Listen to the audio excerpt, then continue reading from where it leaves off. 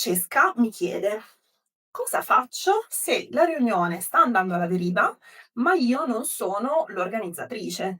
O anche, aggiungerei, la persona con la maggiore autorità, quindi la più alta in grado.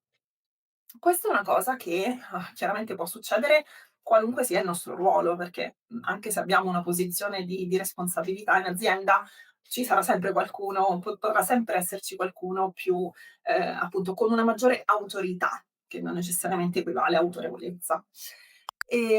La risposta, automatica in genere in questi casi, quella più frequente è la rassegnazione. Perché? Perché ci diciamo: "Non è compito mio occuparmi di questa cosa". Quindi quello che o quella che dovrebbe riprendere il filo di questa riunione e dare un senso al tempo che stiamo passando qui, non sono io.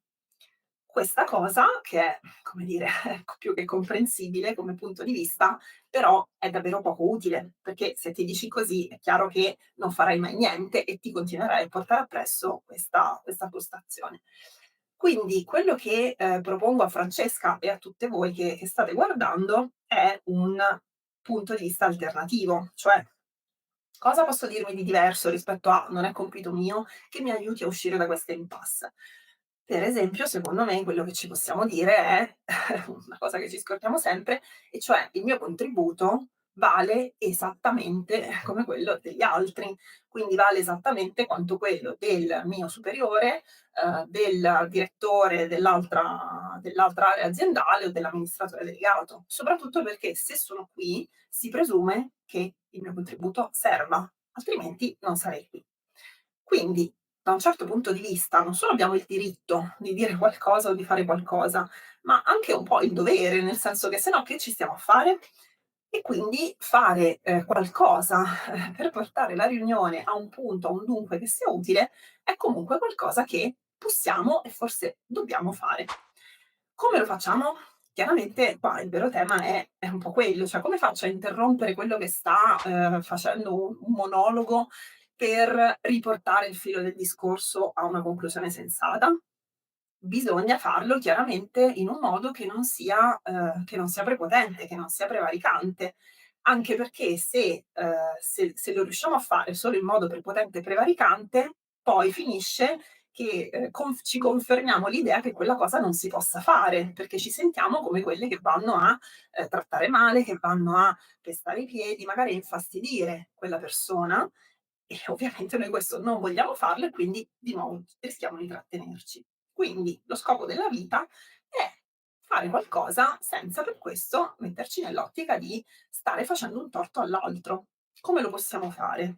Per esempio, secondo me uno strumento, molto sottovalutato, veramente utile, è, ricapitolare. Cioè dire: Mhmm, okay, ti ho ascoltato, ricapitolo quello che ho capito, ricapitolo quello che ci siamo detti fino adesso. E naturalmente in questa ricapitolazione poi cosa fai? Chiudi con un elemento, un gancio che consenta di arrivare al punto che ritieni che si debba toccare, che non è stato toccato, oppure a una conclusione.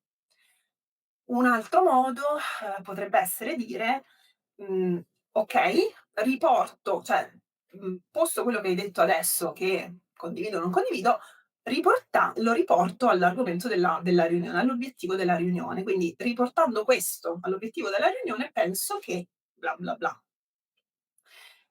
Un altro modo potrebbe essere quello di dire: "Trovo che questa cosa che dici sia utile per la questione X, per ora propongo di concentrarci sulla questione Y, che è l'oggetto della riunione di oggi o anche che è più urgente, per esempio, più pressante".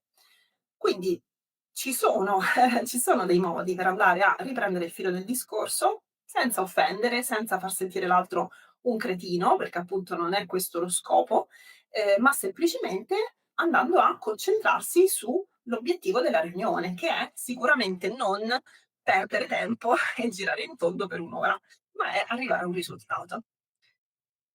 Spero che questa prospettiva, questi esempi possano essere utili prima di tutto a Francesca e a chi sta seguendo. Se vi ritrovate, se vi capitano situazioni di questo tipo, vi invito a, pensare quale potrebbe essere una frase che nel vostro caso funzionerebbe per interrompere, per gestire il vostro monopolizzatore tipico, Lo potete scrivere nella chat, nei commenti, in questo modo se volete lo possiamo commentare insieme. Vediamo se effettivamente risulta un modo assertivo o se magari va fatto qualche aggiustamento per evitare la deriva aggressiva o la deriva passivo-aggressiva che, tra tutte e 2 non si sa qual è meno utile poi alla fine. Spero di avervi dato degli spunti che possiate mettere in pratica concretamente già dalla prossima riunione e vi lascio anche delle risorse in più, sempre gratuite, per approfondire quest'argomento, diciamo assertività in ufficio, se vi è utile, che sono una playlist che si chiama Assertività in pratica,